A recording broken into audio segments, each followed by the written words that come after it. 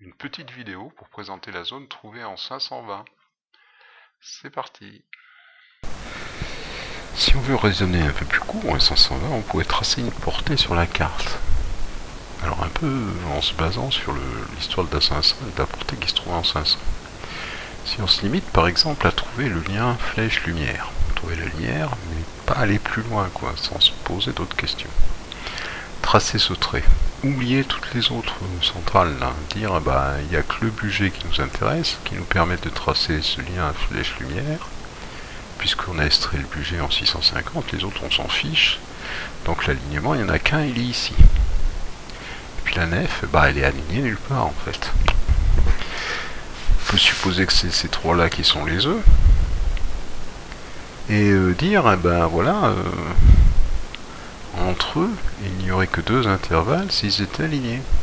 En fait, si on trace des lignes comme ça, mais entre eux, il y a effectivement deux intervalles de portée, quoi. Voilà, dans ce cas-là. On aurait tracé la portée comme ça, et on aurait généré deux intervalles entre celui-là et celui-là, et celui-là et celui-ci. Mais qu'est-ce qu'on fait d'autre après? Ben, on reprend nos notes là en 580, donc on prend le A, le La, danger. Bon, le Si c'est Bourges, on le connaît, il est ici.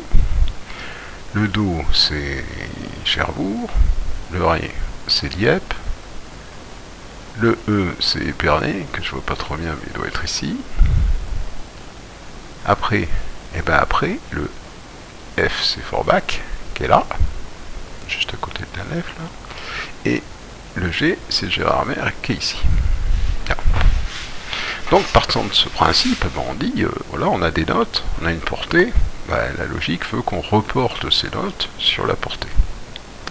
Bon, alors comme on n'a pas de règle fondamentale, on se base sur la règle de la 500, puis on dit, ben, on les reporte de façon orthogonale. Donc on se met orthogonale à notre portée, et on reporte nos notes comme ça. Donc on reporte le La ici, à sa position, Mi, Fa, Sol, La. Ouais, parce qu'on est parti du principe que le Mi était là, que la portée se regardait comme ça, puisque la lumière, en fait, c'était la clé de Sol. Bon, le principe, il vaut ce qu'il vaut, mais enfin, quand on regardait la 500, on pouvait dire, bah, il y a une cône de lumière qui éclaire la clé, donc la clé se trouve ici, au niveau de la lumière. Bon, donc, la portée se lit Mi en bas, bien sûr, comme une portée standard, Mi, Fa, Sol, La, Si, Do, Ré, Mi, Fa. Ok, donc on reporte notre note sur ce principe-là. Donc le La est là, Mi, Fa, Sol, La. Ici, donc on le reporte, un coup d'ortho. Après on reporte le Si, qui est sur la ligne du Si, là. Ensuite, on reporte le Do, qui vient sur le Do, ici. On reporte le Ré, qui vient sur la ligne du Ré. Après, on reporte le Mi, qui est ici, qui vient ici, sur la ligne haute du Mi. On aurait pu le mettre sur la ligne basse, mais enfin, comme on était parti dans ce comme ça, on la met sur le haut. Donc, ici, Mi. Puis, après, on reporte. Alors là, on tombe sur le sol. Alors, bah, ok, bon, on reporte le sol. Alors, on peut le reporter soit sur la ligne du bas, soit en haut, là. Puisque ça, c'est la ligne du Mi. J'ai dit une bêtise, le Mi, il est là. Hein. Donc, le sol, soit il est sur la première, là. Mi, Fa, Sol. Soit il est sur celle-là. Qui est en fait Fa, Sol, qui sort de la portée, un peu, là. Et puis, on reporte le Fa sur la dernière ligne. Donc on voit, c'est pas mal parce qu'en fait, si on regarde notre portée et comment se positionnent les notes dessus, ça a l'air sympa parce que le La se met bien ici. Donc on a bien La, Si, Do, Ré, Mi, jusque là c'est dans l'ordre, et là ça se casse, l'ordre se casse, et ben ça marche plus. C'est-à-dire qu'en fait on trouve le Sol avant le Fa, quoi. Donc on dit, bon ok, pourquoi pas, n'empêche que les premiers c'est bien parce qu'ils se positionnent bien dans la portée et dans l'ordre en plus. On dit, ça c'est pas mal quand même. Hein. Jusqu'au Mi, c'est parfait. Bon, et puis après, ben, on dit, ben voilà, maintenant on a positionné nos trucs, il faut savoir sur lequel aller, et c'est sous cela que se trouve la zone. Le raisonnement, il est froid, il est hop, puisqu'on nous dit, où porter ta pelle. Et ben, portée, on est sur la portée, c'est sous une de ces notes-là que va se trouver la zone. Va se trouver, c'est assez logique comme raisonnement.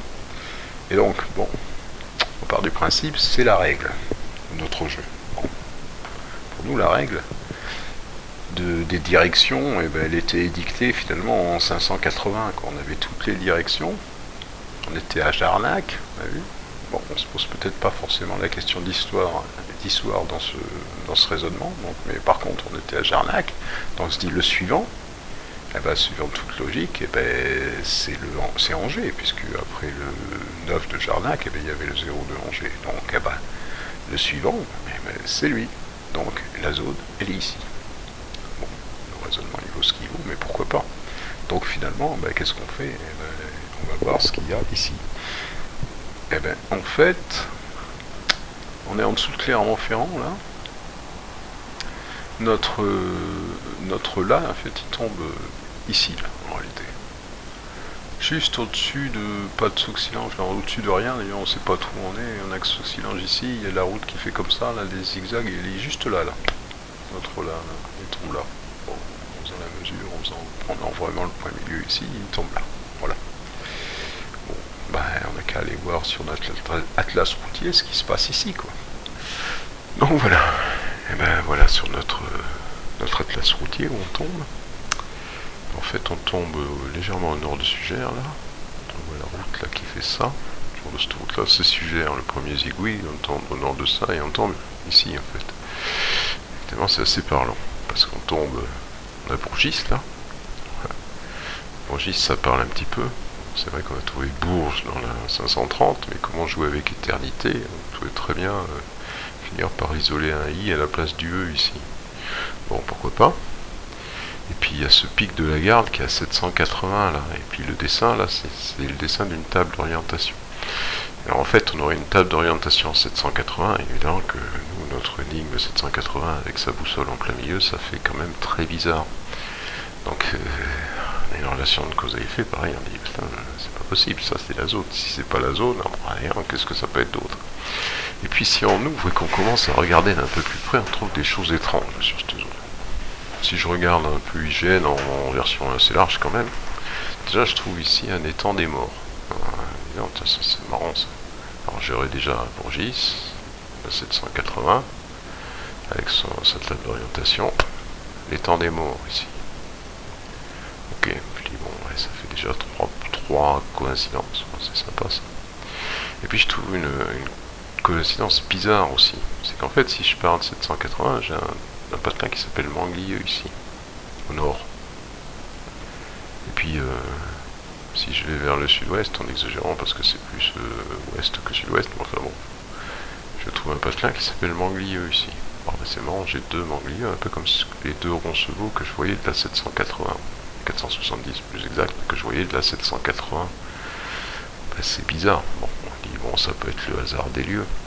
Mais si je regarde ici de plus près, c'est encore plus marrant parce que, en fait, si je regarde de plus près celui-là, le Manglieu, j'ai un château là, juste avant, qui s'appelle Auger. Château d'Auger.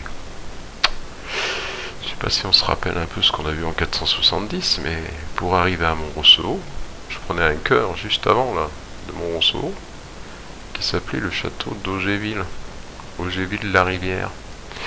Et bizarrement là je retrouve un Rouget, c'est assez curieux quand même. Et puis si je regarde, je trouve un tas de choses finalement, parce qu'en fait, bon, peut-être qu'on peut trouver un tas de choses d'une manière ou d'une autre, on arrive toujours à trouver quelque chose. Par exemple, à côté de mon étang des morts, là légèrement au nord, j'ai un patelin qui s'appelle Lamartine. Lamartine, si on se rappelle en 600, j'ai jonglé avec Lamartine et son verre du lac là, autant suspend ton vol, etc. Et puis si on regarde un peu notre zone là, de base, j'avais mis la terre sous ici, mais bon, parce qu'il y a une carrière, pourquoi pas, bon, enfin ça c'est un peu tiré par les cheveux. Bon, il y a Bourgis, il y a le pic de la Garde, et puis il y a la Garde là. Alors ce qui est marrant, c'est que je trouve de la Garde en fait dans cette histoire. Bon, la Garde, si on raisonne militaire, on va dire la Garde, c'est plusieurs sentinelles. Un peu comme mes centrales étaient composées de plusieurs sentinelles. Je rappelle qu'à la fin, là, quand j'ai fait ma 520, finalement, il me restait deux centrales. Il me restait la centrale de Tricastin et la centrale du Blé. Donc en fait, je me retrouve avec deux gardes, pareil. Et en plus, la deuxième garde, finalement, elle se retrouve sur 780. Et finalement, quand on réfléchit, on s'aperçoit bien que dans nos centrales, le budget qu'on avait recollé, en fait, il se retrouvait un peu dans notre 780, parce qu'il se retrouvait au lieu où est se passait la 780, non pas à Bourges, en fait, mais il avait exactement la même fonction que le lieu où se passait la 780, d'où mélanger ces deux lieux, c'était pas complètement absurde. Et donc, en fait, ça a encore quelque chose qui ressemble à la Chouette.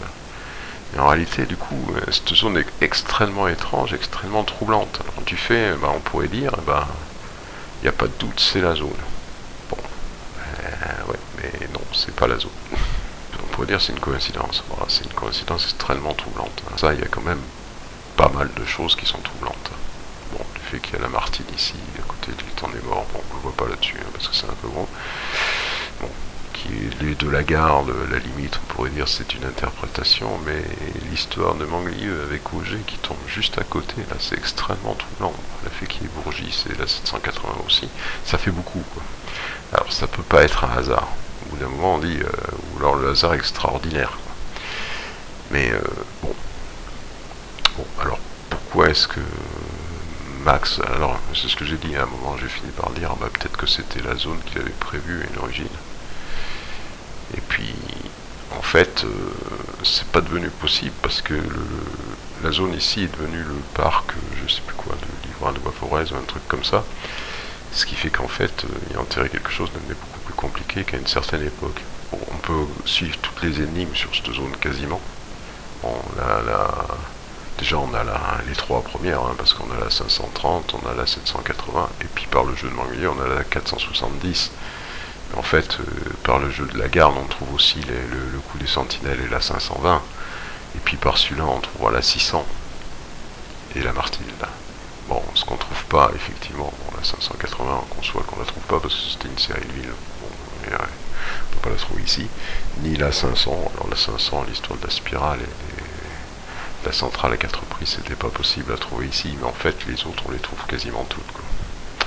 Bon, c'est assez surprenant. Dire la 420 on la trouve pas, bon ouais ok on trouve pas la 420, quoique on cherche un petit peu, bon on pourrait presque la trouver la 420. Si on regarde ce qui est à côté de Bourgis, il y a un patelin enfin pas un patelin, une petite montagne qui s'appelle Reia. Bon, vrai que c'est complètement tiré par les cheveux, mais si on regarde Reia, on pourrait dire imprima la marque de ses serres, Reia. Bon, mettre un T, ce serait osé quand même. Une grosse faute d'orthographe. Sauf que le T, là, qu'il n'est pas codé du sang, là. On a utilisé Neptune, le N, mais le T, on l'a pas utilisé. Et ça pourrait être un reliquat, donc Ria marcherait. En plus, il y a une particularité ici. En fait, ça, c'est un élevage de poulets. Il y en a plein, là. Bourgis, sa spécialité, finalement, c'est les élevages de poulets. Il y en a où il y a un gros coq dessiné, une grosse poule dessiné sur un panneau. Et ça, c'est un élevage de poulets.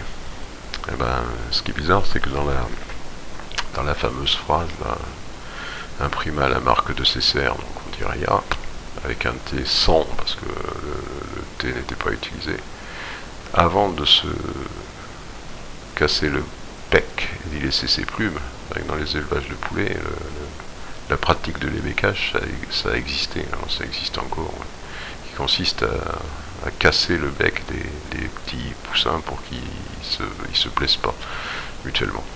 Donc bon, il laissait ses plumes, ça parle suffisamment. Alors bon, c'est assez bizarre quand même.